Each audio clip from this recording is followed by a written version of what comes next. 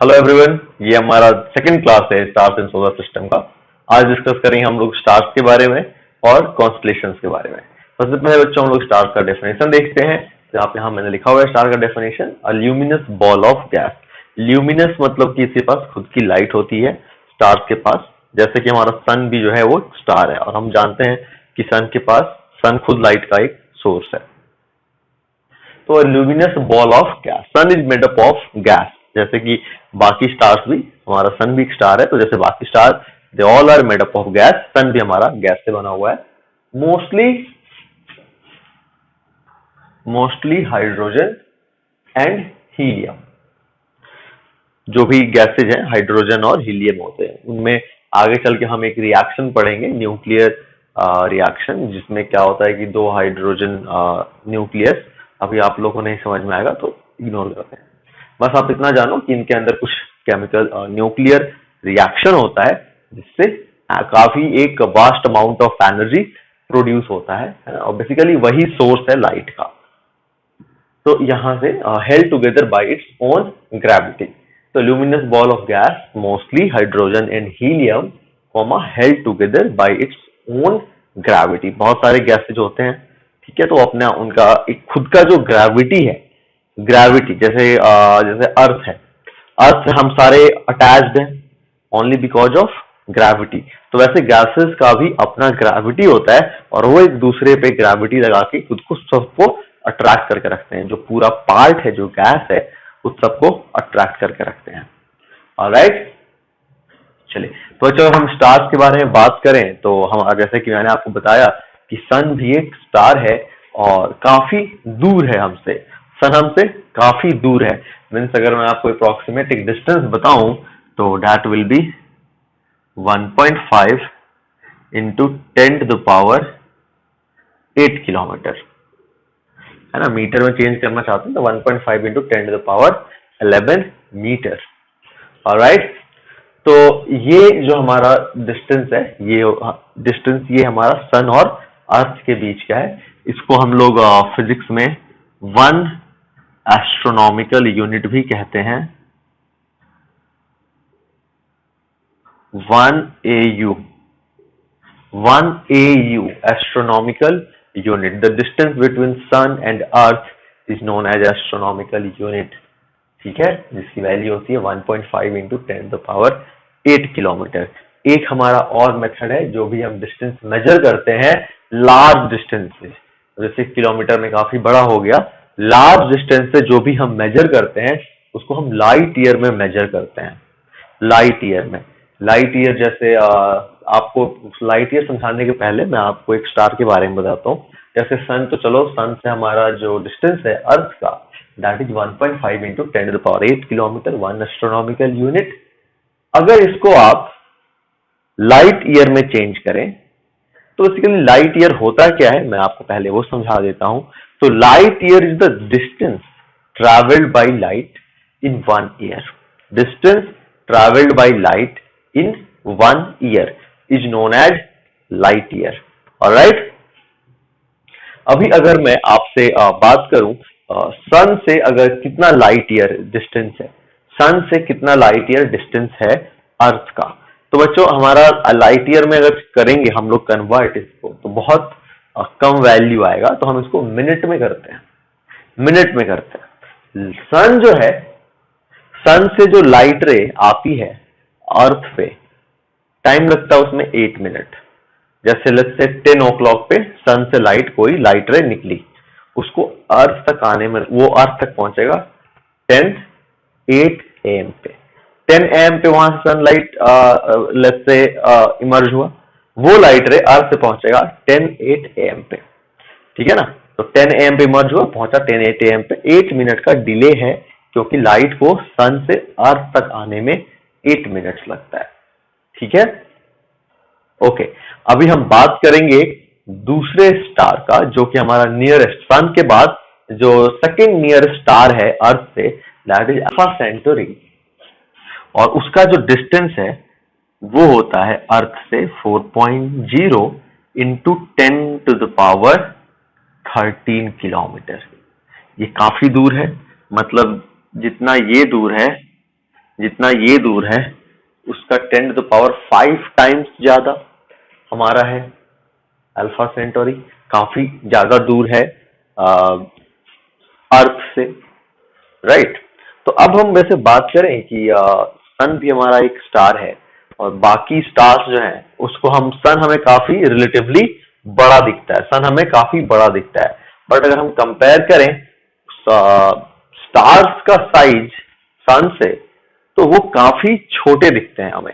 अगर हम बात करें सन को देखा, सन का साइज हमने देखा, स्टार्स का साइज हम देख रहे हैं, दोनों कंपेयर करें तो हमें दिखेगा कि सन की जो साइज है वो स्टार की साइज से काफी ज्यादा बड़ी है।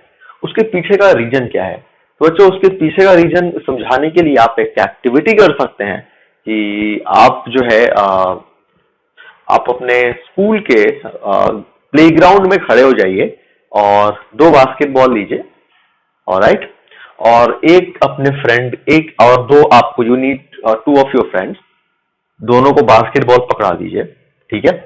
एक दोस्त को आप 10 मीटर के डिस्टेंस पे रखिए या फिर 5 मीटर के डिस्टेंस पे रखिए, दूसरे फ्रेंड को आप 100 मीटर के डिस्टेंस पे रखिए, ऑलराइट। आपके स्कूल में इतना स्पेस होगा आपके प्लेग्राउंड में, अगर नहीं है 100 मीटर तो 60 मीटर पे भी आप रख सकते हो। इट्स नॉट नेसेसरी कि 100 मीटर ही होना चाहिए डिस्टेंस। अभी तो आपका स्कूल ओपन है नहीं तो obviously you can't perform this experiment. तो अगर आप लेट्स से पार्क में जाना स्टार्ट कर दिया है, पार्क सब ओपन हो गए हैं अब तो खैर, तो अगर आप पार्क में जाने लग गए हो and you have 2 balls, that might be a basketball or that might be a, तो आप नोटिस करेंगे कि जो दोस्त आपके पास रिलेटिवली क्लोजर है उसके हाथ में जो फुटबॉल या बास्केटबॉल, वॉलीबॉल जो भी है वो आपको रिलेटिवली बड़ा दिखेगा, और जो आपका फ्रेंड दूर है उसके हाथ में जो फुटबॉल है या बास्केटबॉल है वो आपको छोटा दिखेगा। सेम हमारा जो है यहाँ पे स्टार और बाकी स्टार्स और सन के बीच में होता है। सन हमारा क्लोज है काफी, बाकी स्टार्स के साथ हम कंपेयर करें अगर सन को, तो सन काफी क्लोज है हमसे, इसलिए सन हमें बड़ा दिखता है, बाकी स्टार्स हमें छोटे दिखते हैं, ऑलराइट। तो ये तो आपको मैंने बताया कुछ स्टार्स के बारे में और डिस्टेंसेस के उनके बारे में। मैंने आपको एक यूनिट बताई कि लार्ज डिस्टेंस जो होता है उसको मेजर करने के लिए, मतलब अगर बात करूं मैं कि 2 स्टार के बीच का डिस्टेंस आपको मेजर करना है या फिर सन से दूसरे स्टार या फिर अर्थ से किसी दूसरे स्टार की डिस्टेंस आपको मेजर करनी है, तो वैसे केस के लिए जो हमारा यूनिट सूटेबल है वो होता है light year. Light year is basically a unit of length. Light year is basically a unit of length, and 1 light year can be defined as distance traveled by light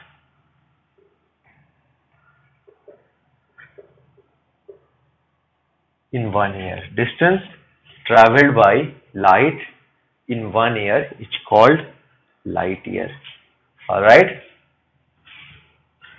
बच्चों अगर हम इसको solve करें जैसे तो कितना हो जाएगा, देखो लाइट की जो स्पीड होती है ना, स्पीड ऑफ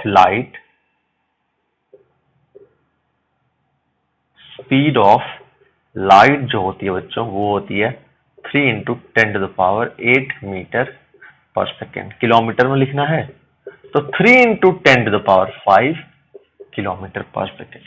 तो मतलब ये 1 सेकेंड, ये 3 × 10⁵ किलोमीटर जो है that is distance travelled by light in 1 second. अगर आपसे बात करी जाए कि distance travelled by light in 1 year तो वो कितनी हो जाएगी, देखो तो ये हो जाएगी 3 × 10⁸। किलोमीटर में निकालना है तो देखो 3 × 10⁵ इंटू 3600 इंटू 24, ये क्या हो गया, distance travelled by light in 1 second, distance travelled by light in 1 hour. 1 hour में कितना सेकेंड? 3600 सेकेंड।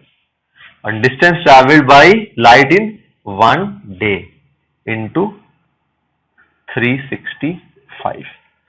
ठीक है, इसको जब आप सॉल्व करोगे बच्चों तो ये जो हमारा आएगा, this will be 3 into 2 6 7 21 into 3।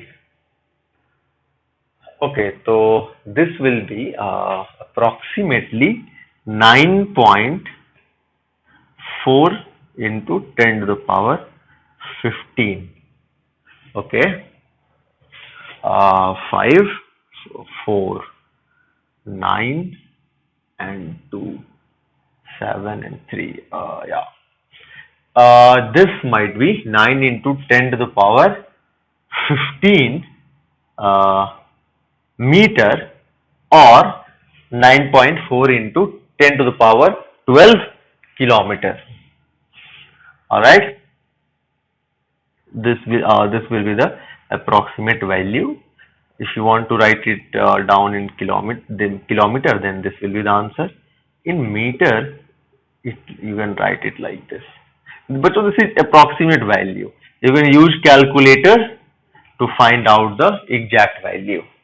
Okay, you can multiply all these numbers. If you want to do it by yourself, you can do that. That's very good. Otherwise, you can use calculator. In exam, you don't have a facility to use calculator. So basically, I'll suggest कि आप खुद से solve करें इसको. You'll get something like this. All right. Okay, we are not just wasting our time in multiplying this. All right. तो बच्चों ये हो गया हमारा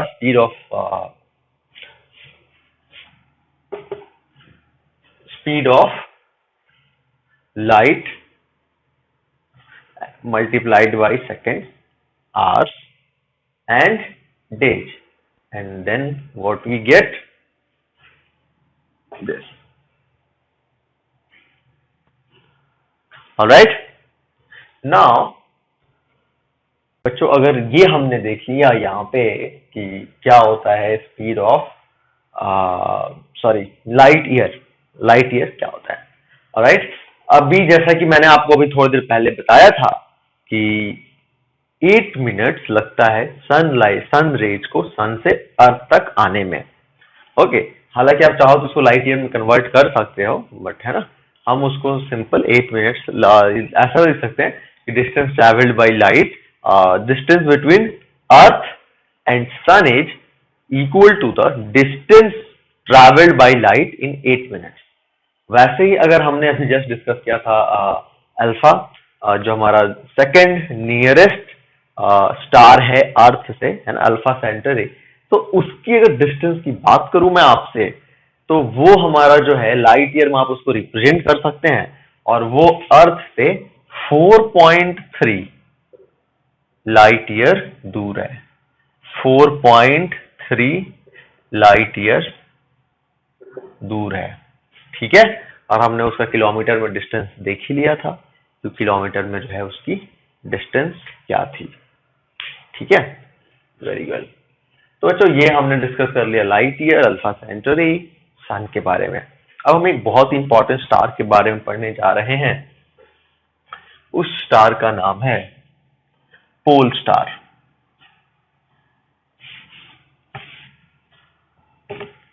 बच्चों स्टार का नाम है पोल स्टार।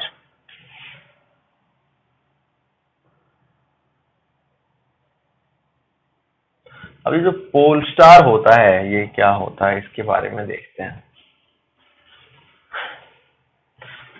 बच्चों अभी अगर आप अपने बालकनी में खड़े हो जाएं, लेट्स से एक डार्क नाइट है ना, डार्क नाइट, और अब डार्क नाइट की बात क्यों कर रहा हूं मैं, कि जैसे मैं फुल मून नाइट या फिर डे की बात नहीं कर रहा हूं मैं, क्योंकि बच्चों स्टार्स जो हैं आपको विजिबल होंगे नाइट में, वो भी नाइट डार्क होनी चाहिए, है ना।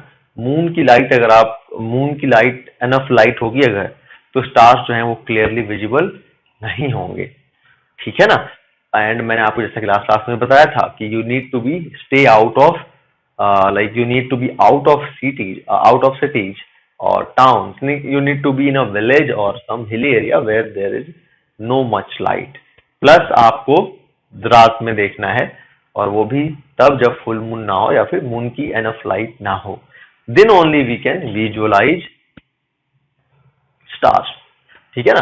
अदरवाइज क्या होता है कि सन के लाइट में या मून के लाइट में, मून का लाइट जो है इतना ज्यादा होता है कि हम स्टार्स को नहीं देख पाते हैं। ओके, तो मैं इसकी बात कर रहा था पोल स्टार की। तो मैंने आपको बताया था कि आपको क्या करना है कि आप किसी भी जैसे लेट्स से शाम को 8 बजे के बाद अंधेरा हो जाता है, तो हालांकि अभी यहाँ से थोड़ा मुश्किल है आपको स्टार्स देखना, बट हाँ आप ट्राई करेंगे तो आपको दिख सकता है, थोड़ा बहुत तो स्टार्स दिखते ही है ना। तो जैसे लेट्स से कि आप बालकनी में जाके, आपने टेरेस पे जाके आप अगर स्टार्स को, किसी एक स्टार को आप नोटिस करो, ठीक है, और उस स्टार को आप 2-3 आवर्स बाद नोटिस करेंगे, तो उसकी पोजीशन थोड़ी सी आपको जो है ईस्ट में दिखाई देगी। उसकी पोजीशन जो है आपको थोड़ी सी ईस्ट में दिखाई देगी। तो आपको ऐसा लगेगा कि जो स्टार है वे जो स्टार है हमारा, सॉरी मैंने आपको बोला ईस्ट में नहीं, आपको थोड़ा सा ना वो वेस्ट में दिखाई देगा। तो आपको जो है ऐसा लगेगा कि जो स्टार है वो ईस्ट टू वेस्ट जा रहा है। आपको ऐसा लगेगा कि स्टार जो है वो ईस्ट टू वेस्ट जा रहा है। ठीक है, ऐसा दिखेगा आपको। फिर आप 2-3 घंटे बाद आप नोटिस करें, फिर आपको दिखेगा कि वो थोड़ा सा और वेस्ट की तरफ शिफ्ट हो गया है। ठीक है, बट एक स्टार ऐसा होता है जिसकी पोजीशन चेंज नहीं होती है, जो आपको हमेशा उसका पोजीशन वही रहेगा, ना वो ईस्ट में ट्रैवल करेगा ना वो वेस्ट में जाएगा, वो हमेशा सेम रहता है। अब बच्चों हम बात करें अगर कि हमें स्टार दिख, सबसे पहले तो मैं ये डिस्कस करता हूँ कि हमें ऐसा क्यों दिखता है कि जो स्टार है वो वेस्ट में जा रहा है। उसका रीजन मैं आपको समझाता हूँ। इसको समझने के लिए सिंपल आप देखिए, जब भी आप ट्रेन में ट्रैवल करते हैं तो अगर आप लेफ्ट से ईस्ट डायरेक्शन में जा रहे हैं, अगर आप ईस्ट डायरेक्शन में जा रहे हैं तो आपको जो है बाहर के जो पेड़ होते हैं या फिर बाहर के जो लोग होते हैं, जो पीपल और ट्रीज और any object which is outside the train, वो अगर आप ईस्ट जा रहे हैं तो वो आपको किधर जाते हुए दिखता है? वेस्ट। ठीक है, तो यहाँ पे आपको मैंने बताया कि किधर शिफ्ट हो रहा है, ईस्ट से वेस्ट की ओर शिफ्ट हो रहा है। ठीक है, ईस्ट से वेस्ट की ओर शिफ्ट हो रहा है सन, लेकिन एक्चुअली ऐसा हो नहीं रहा है। सन या फिर स्टार, कोई भी स्टार, लेकिन ऐसा एक्चुअली हो नहीं रहा है। स्टार जो है वो ईस्ट टू वेस्ट शिफ्ट नहीं हो रहा है, एक्चुअली अर्थ रोटेट हो रहा है। कैसे? West to east. तो हम ईस्ट में जा रहे हैं एक्चुअली, है ना। अर्थ कैसे रोटेट करता है अपने एक्सिस में? वेस्ट टू ईस्ट रोटेट करता है। तो हम एक्चुअली अपने एक्सिस पे ईस्ट की ओर जा रहे हैं, तो हमें लग रहा है कि जो बाकी जो चीजें हैं अर्थ के अलावा, स्टार्स हो गए, वो जा रहे हैं east to west, but the reality is we are moving west to east. ठीक है, ये पहला चीज।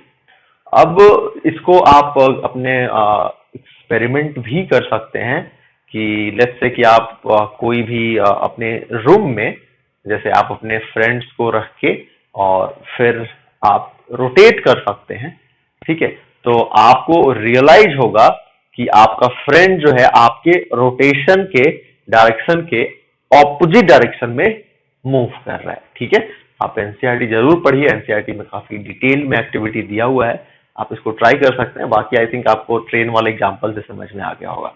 Okay, so now second important thing कि एक ऐसा स्टार जो है जिसकी पोजीशन चेंज नहीं होती है और उसको मैंने आपको बता दिया कि पोल स्टार कहते हैं। तो पोल स्टार कहते हैं उसको, तो उसकी पोजीशन क्यों नहीं चेंज होती है? इसको समझने के लिए आपको एक्सपेरिमेंट करने की जरूरत है। एक आप अम्ब्रेला लीजिए और अम्ब्रेला में आप क्या करें कि अम्ब्रेला का जो रिम्स होता है, ठीक है ना, जहां पे जॉइंट होता है दो रिम का, वहां पे आप कोई भी एक कलरफुल, जैसे रेड कलर का लेट्स से या फिर येलो कलर का कुछ भी, आप वहां पे एक क्लॉथ या फिर स्टार अगर आप बना सके, पेपर का भी बना सकते हैं आप, पेपर का एक स्टार बना के वहां पे आपने चिपका दिया। ठीक है, सारे जैसे हमारे जो भी विंग्स जहाँ पे ज्वाइन हो रहे हैं ना वहां पे चिपका दिया, और एक स्टार आपने कहाँ लगा दिया, जो हैंडल है ना अम्ब्रेला का, वहां पे ऊपर में लगा दिया आपने, ठीक है। अब आप अपने अम्ब्रेला को रोटेट करो तो आप देखोगे कि सारे स्टार्स जो है वो एक सर्कल में घूम रहे होंगे। बाकी सारे स्टार्स जो आपने कहाँ पे लगाए हैं, जॉइंट्स पे लगाया है ना, साइड साइड में। लेकिन जो आपने हैंडल के ऊपर लगाया है वो नहीं मूव करेगा, वो अपने उसका पोजीशन जो पहले पहले था वो वहीं पे रहेगा। लेकिन यहाँ पे जो स्टार था वो यहाँ से मूव करके यहाँ आ जाएगा, यहाँ वाला जो था वो यहाँ आ गया रहेगा। तो बेसिकली अगर हम यहाँ पे हो क्या रहा है कि जो यहाँ पे जो हम रोटेशन करा रहे हैं अम्ब्रेला का, उसका जो एक्सिस ऑफ रोटेशन है ना वो क्या है, अम्ब्रेला का हैंडल है। अम्ब्रेला के हैंडल के अबाउट पूरा अम्ब्रेला रोटेट हो रहा है। एक्सिस ऑफ रोटेशन जो है वो अम्ब्रेला का हैंडल हो गया। तो जब भी एक्सिस ऑफ रोटेशन के अबाउट कोई ऑब्जेक्ट हम रख देते हैं, मतलब एक्सिस ऑफ रोटेशन पे ही आपने किसी ऑब्जेक्ट को रख दिया, तो वो रोटेट नहीं करता है, ठीक है, उसकी पोजीशन चेंज नहीं होती है, ठीक है। तो जैसे अगर मैं बात करूं अर्थ की, तो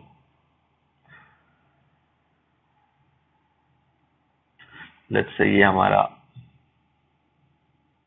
ऐसे हो गया अर्थ, और अगर ये इसका एक्सिस ऑफ रोटेशन है तो यहाँ पे होता है पोल स्टार। क्या होता है इसके, ये अर्थ के एक्सिस ऑफ रोटेशन पे एग्जिस्ट करता है हमारा पोल स्टार, ठीक है। ये इसका सिग्निफिकेंस है पोल स्टार का। ऑलराइट, चलिए तो अब बच्चों हम लोग आगे बढ़ते हैं और हम लोग देखते हैं कॉन्स्टलेशंस के बारे में। तो बच्चों कॉन्स्टलेशंस क्या होता है, देखिए, the star forming a group that has a recognisable shape is called a constellation, ठीक है। The star forming a group that has a recognisable shape it's called constellation. बच्चों कॉन्स्टलेशन के अंदर कोई, जैसे यहाँ पे मैं देखोगे अभी दिखाऊंगा, पढ़ाऊंगा मैं आपको, तो इसमें कुछ नंबर ऑफ स्टार्स जो है कम है, बट एक्चुअली कॉन्स्टलेशन में बहुत सारे स्टार होते हैं। अब उसमें कुछ ब्राइट होते हैं तो वो हमें विजिबल होते हैं, कुछ ब्राइट नहीं होते हैं तो वो हमें विजिबल नहीं होते हैं। लेकिन एक कॉन्स्टलेशन में बहुत सारे स्टार्स होते हैं, है ना, हंड्रेड्स ऑफ थाउजेंड्स, ठीक है। इस तरीके से हमारे उसमें एक कॉन्स्टलेशन में स्टार होते हैं। बेसिकली कॉन्स्टलेशन क्या है, एक ग्रुप ऑफ स्टार्स है, ठीक है। तो कुछ इंपॉर्टेंट कॉन्स्टलेशंस हैं जो अर्थ से लोगों ने ऑब्जर्व किया है। वैसे ही जैसे मैंने आपको बताया था, नाइट में जब मून नहीं है, मूनलाइट बहुत कम है या फिर बिल्कुल ही नहीं है, उस दिन ऑब्जर्व करके स्टार्स को, तो कुछ परफेक्ट ऐसे शेप होते हैं जो उनका शेप वो फिक्स्ड होता है कि हमेशा उनका शेप वही रहता है। तो उसको जो है ऑब्जर्व करके डिवाइड किया गया कॉन्स्टलेशंस में कि हाँ इसको ये कॉन्स्टलेशन। अब ये कॉन्स्टलेशन जो है लोगों ने उसका बहुत सारा नाम दे दिया, जो कि हिंदू माइथोलॉजी हो गया, ग्रीक माइथोलॉजी हो गई, इन सब पे बेस्ड है। उन सब चीजों के बारे में हम लोग डिस्कस करते हैं। तो बच्चों देखो, अगर जो हमें इम्पोर्टेंट जो हमें कॉन्स्टलेशंस पढ़ने हैं क्लास 8 में, वो 4 हैं। वो चारों के बारे में काफी कुछ मैंने लिख रखा है, एक एक करके मैं आपको सब चीज एक्सप्लेन करता हूं। तो बच्चों ये हो गया हमारा पहला कॉन्स्टलेशन, जिसको हम लोग बोलते हैं उर्सा मेजर। ये हमारा पहला कॉन्स्टलेशन है जिसको हम लोग बोलते हैं बच्चों उर्सा मेजर और ग्रेट बियर, ठीक है। इसको हम लोग, है ना, और बिग डिपर, ये सब भी बोलते हैं हम। 3 नाम है इसका, Ursa Major, the great bear और बिग डिपर। एक्चुअली इसका जो शेप बनता है ना वो एक बियर का एक पार्ट, बियर जैसे बाकी जो इसमें, जैसे ये तो ब्राइटेस्ट स्टार्स हैं, तो इनके अलावा भी कुछ स्टार्स होते हैं, तो उनको जब ज्वाइन करके आप बनाओगे तो एक बियर जैसा दिखता है। प्लस इसके पीछे का जो नाम है वो ग्रीक माइथोलॉजी में, ग्रीक माइथोलॉजी से रिलेटेड है, जो उनके ग्रीक गॉड या किंग जो थे जियूस, तो उनसे रिलेटेड है ये। आप ग्रीक माइथोलॉजी आप डिस्कवरी पे आपने कभी देखा होगा, या फिर अगर आपको इंटरेस्ट है तो आप उसके बारे में पढ़िए, तो आपको पता चलेगा इसका क्या सिग्निफिकेंस है। हमें फिलहाल साइंस बुक में नहीं पढ़ना है, तो we are not going into that. Okay, तो आपका ये स्टोरी है, आप खुद इसको सर्च करके पढ़ो, बहुत इंटरेस्टिंग स्टोरी है। Greek mythology is very interesting.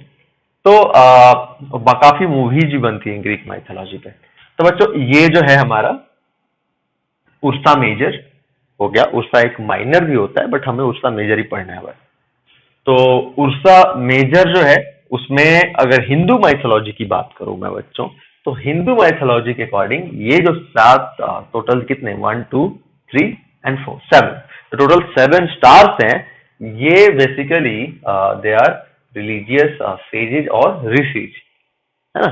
ऋषि मुनि जो होते थे हमारे हिंदू माइथोलॉजी में, ये हैं वो सब, और and they have knowledge of Vedas and they explain the knowledge of Vedas to modern people, ऐसा हिंदू माइथोलॉजी में माना जाता है।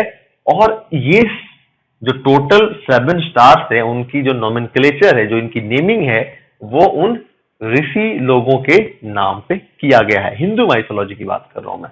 तो सबसे पहले है Marichi, he was a son of Brahma, है ना। तो ये ही वॉज अ ग्रेट ऋषि, मतलब जैसे बहुत ही ज्ञानी ऋषि को क्या कहते हैं, बहुत ही ज्ञानी है ना। तो ये सारे ऋषि के नाम हैं। अगर आपने रामायण और महाभारत देखा है तो आपको इनमें से कुछ नाम याद भी होंगे। Marichi, Vashishtha, Angiras, Atri, Pulastya, Pulaha, Kratu. Forgive my pronunciation, मेरे को भी सारे ऋषि के बारे में नहीं पता है।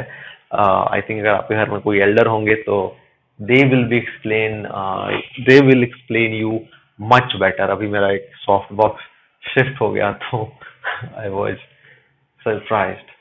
चलो, so this was name of rishis, और हिंदू माइथोलॉजी में इन सबका नाम इन ऋषि के लोगों के नाम पे रखा गया है। लेकिन जो यूनिवर्सल नेमिंग है उसके बारे में डिस्कस कर लेते हैं। तो ये देखो, मरीचि के कॉरस्पॉन्डिंग हमारा ये एल्केड, ये मिजार, एलियोथ, ये सारे नेमिंग जो है बच्चों आपको याद रखना है। ये जो है आपको ये भी याद, क्योंकि बुक में आपके एनसीईआरटी में दिया हुआ है, तो दीज आर इम्पोर्टेंट। आपको हिंदू माइथोलॉजी के अकॉर्डिंग क्या नाम्स हैं, क्या क्या नेम्स हैं वो भी याद रखने हैं, प्लस जो यूनिवर्सल नेमिंग है इनका वो भी आपको याद रखना है। ठीक है, these are more common in world. India में तो आपको ठीक है, दीज आर कॉमन। बच्चों ये हो गया हमारा Ursa Major. Basically Ursa Major की बात करें तो थोड़ी सी इसकी कैरेक्टरिस्टिक्स के बारे में डिस्कस कर लेते हैं। सेम शेप रहता है इसका, शेप कभी चेंज नहीं होता। पोजीशन चेंज होती है, पोजीशन चेंज होती है, लेकिन शेप सेम रहता है। इसलिए हमारे लिए बहुत आसान होता है इसको आइडेंटिफाई करना, लोकेट करना बहुत आसान होता है।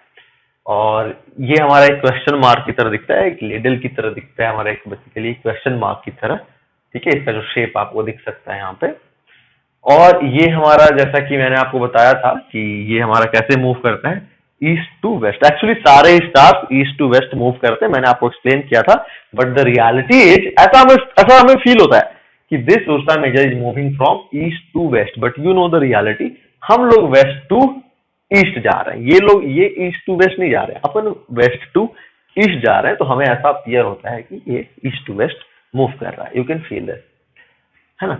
The second and the third one, this one is very important. Pole star can be located using Ursa Major. Pole star can be located using Ursa Major. कैसे, आपको मैं समझाता हूँ। आपको क्या करना है, आइडेंटिफाई करना है सबसे पहले उर्सा मेजर को। शेप आपको दिख गया है, ऐसा शेप होता है। अब बेस्ट आपको कब दिखेगा, उसका टाइम मैंने लिखा हुआ है, summer 9 PM northern part. Summer 9 PM northern part, northern part होना चाहिए आपको। आपको कहाँ रहना है, अर्थ के northern part. Northern part southern part जानते हो ना, ये ऊपर वाला हमारा नॉर्दर्न, नीचे वाला साउदर्न। ठीक है ना, ज्योग्राफी में पढ़ा हुआ आपने। तो अब बच्चों ये नॉर्दर्न पार्ट क्यों कह रहा हूं मैं, क्योंकि साउदर्न पार्ट से पोल स्टार विजिबल नहीं होता है। साउदर्न पार्ट से पोल स्टार यहाँ से कहाँ विजिबल होगा, ये बताओ। इस साइड रहोगे, जैसे आप अगर इस साइड हो तो आप ऐसे खड़े रहोगे ना आप,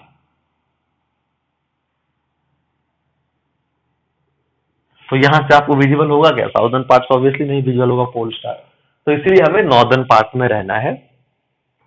9 PM पे उर्सा मेजर को आइडेंटिफाई करना है। 9 PM पे उर्सा मेजर को क्या करना है, आपको आइडेंटिफाई करना है। और फिर उर्सा मेजर को आइडेंटिफाई करने के बाद जो ये वाले जो दो स्टार्स है ना, इनको आइडेंटिफाई करिए और जितना डिस्टेंस आपको इन दोनों के बीच में दिख रहा है उससे 5 टाइम्स आप दूर जाइए, उससे 5 टाइम्स आप दूर जाइए। ये 5 टाइम्स होगा क्या, हो सकता है। तो यहाँ पे जो आपको स्टार दिखेगा ना, हालांकि इतना बड़ा नहीं दिखेगा, ये इनसे छोटा ही दिखता है, ये इनसे लेस ब्राइट होता है, pole star is less bright, तो है ना, इतना ब्राइट नहीं दिखेगा, काफी एक छोटा सा स्टार। तो फिर मैं इरेज कर देता हूँ, सिंपल सा एक स्टार ड्रॉ कर देता हूँ मैं, है ना। 5 टाइम्स इनका जो डिस्टेंस है उससे 5 टाइम्स दूर जाना है आपको। तो यहाँ पे आपको एक स्टार दिखेगा, वो क्या होता है, पोल स्टार होता है। तो इस तरीके से आप उर्सा मेजर का यूज करके पोल स्टार को लोकेट कर सकते हैं। ठीक है, बेस्ट टाइमिंग ये है, कहां से देखना है, नॉर्दर्न पार्ट्स। ऑलराइट, चलिए, तो और मैंने आपको भी समझा दिया पोल स्टार साउदर्न पार्ट से नहीं दिखता है, बल्कि उर्सा मेजर का भी कुछ पार्ट जो है साउदर्न पार्ट से विजिबल नहीं होता है बच्चों। ये अगर ना देखो, आपको मालूम है कि ये जो पोल स्टार है वो तो हमारा क्या होगा, पोल स्टार जो है वो हमारा फिक्स रहता है। अर्थ के रिस्पेक्ट में देखें तो हमें बिल्कुल वो मूव करता हुआ नहीं दिखेगा। ये जो है बच्चों, ये हमें ऐसा मूव करता हुआ दिखता है। ये ऐसे ना थोड़ी देर बाद आप देखोगे तो यहाँ पे आपको ये उर्सा मेजर ऐसे दिख सकता है आपको, है ना। सेम यही वाला शेप ऐसे आप ड्रॉ कर सकते हैं।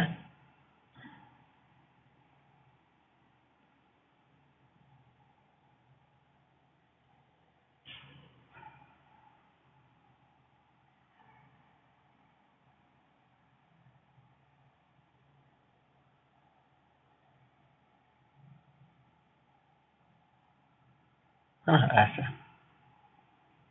ये जो है हमारा इस तरीके से हो जाएगा। फिर एक यहाँ पे भी आप बना सकते हो, इस साइड भी, इस साइड नीचे ही बना सकते हो इसी का। आपके एनसीईआरटी में फिगर देखा हुआ है और दिया हुआ है, आप उसको जरूर देखना। तो आपको ना बेसिकली ये इन सबके सेंटर पे दिखेगा, क्योंकि इन सबसे 5 इन बीच का डिस्टेंस है उसका 5 टाइम डिस्टेंस, इससे 5 टाइम डिस्टेंस, इसका 5 टाइम डिस्टेंस। ये हमारा क्या कर रहा है, मूव कर रहा है, कैसे, वेस्ट टू ईस्ट, देखो सॉरी ईस्ट टू वेस्ट, कैसे मूव कर रही है हमारा, ईस्ट टू वेस्ट। ऑलराइट, तो आपको वो दिख जाएगा। ओके, तो ये हमने डिस्कस कर लिया सब कुछ उर्सा मेजर के बारे में। अब हम लोग डिस्कस करने वाले हैं बच्चों ओरियन। ये हमारा सेकंड है। ये हंटर शेप का होता है, हंटर शेप का होता है ये, ठीक है। इसको आप देख सकते हैं विंटर में, लेट इवनिंग्स में, लेट इवनिंग्स में ये हमारा विजिबल होता है। सीरियस जो कि ब्राइटेस्ट स्टार होता है, serious which is brightest star, है ना, वो सीरियस जो कि ब्राइटेस्ट स्टार है, काफी इसके क्लोज, जैसे बेसिकली ना यहाँ पे होता है, इसके क्लोज होता है काफी इससे, ये पोजीशन होती है इसकी, सीरियस की ये पोजीशन होती है ओरियन की। ये भी हमारा एक कॉन्स्टलेशन है, ये भी आपको नाइट में दिख जाएगा। कब दिखेगा, विंटर्स में दिखेगा, लेट इवनिंग से, मतलब 6-7 बजे। Okay, now will talk about this one, Leo Major. Leo Major, ठीक है बच्चों, इसकी जो शेप होती है वो लायन की होती है, इसीलिए इसको हम लोग लियो बोलते हैं। लायन की इसकी शेप होती है। इसके बारे में और कोई इंफॉर्मेशन नहीं दिया हुआ एनसीईआरटी में, तो एक्स्ट्रा नहीं पढ़ते हैं, ऐसी बहुत सारी चीजें हो गई हैं याद करने के लिए। और the next, the last one, Cassiopeia. बच्चों ये जो है हमारा, इसका शेप ऐसा होता है, आप इसका ऐसा ये शेप देख सकते हो, थोड़ा चेयर टाइप का इसका जो शेप आपको दिख रहा होगा, चेयर चेयर टाइप का शेप होता है। ये आपको विजिबल होगा विंटर्स में, है ना। और कब, अर्ली पार्ट ऑफ नाइट, मतलब 8-9 बजे रात को, ठीक है ना, ये आपको विजिबल होगा। तो ये सारे कॉन्स्टलेशंस काफी इंपॉर्टेंट है। The most important is Ursa Major. Ursa Major से कैसे लोकेट करते हैं पोल स्टार को, बहुत प्रॉब्लम्स पूछे जाते हैं स्कूल एग्जाम में, बहुत क्वेश्चंस पूछे जाते हैं इस पे कि how will you locate pole star using Ursa Major. So you need to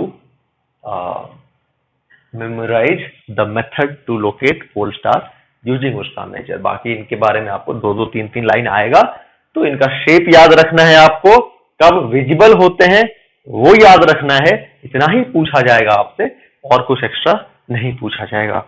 ठीक है बच्चों, याद रखना है आपको। स्टार समय ऐसा फील होता है stars are moving from east to west, but the reality is Earth is rotating at its axis on Earth is rotating about its axis from west to east, and that is the reason stars appears to us that these stars are moving from east to west.